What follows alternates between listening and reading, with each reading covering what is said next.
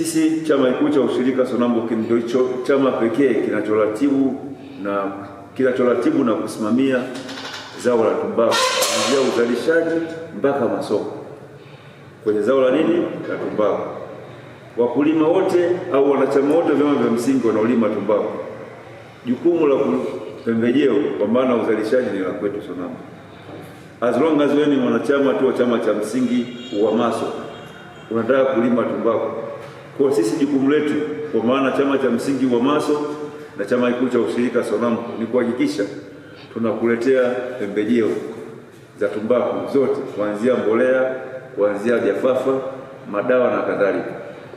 Kwa hiyo mkulima ambaye ni mwanachama wa SONAMBO ambaye analima tumbaku afikirie wala hawazi kutafuta mbolea atapata wapi. Kwa sisi jukumu letu kumpelekea mbolea, na tumefanya hivyo kwa wanachama wetu wote tangia mwaka 2017 tunapeleka mbolea kwa wakulima wa tumbaku.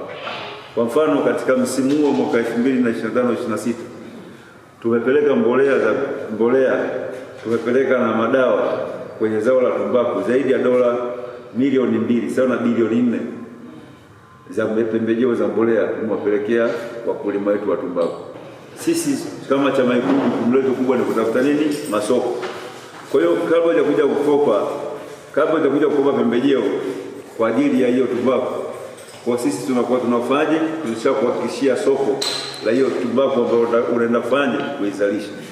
Kwa mkulima mwanachama wa UWAMASO ambaye atahitaji kulima tumbaku, swala la soko kwake sio tatizo. Kama tunaelewana? Ndio.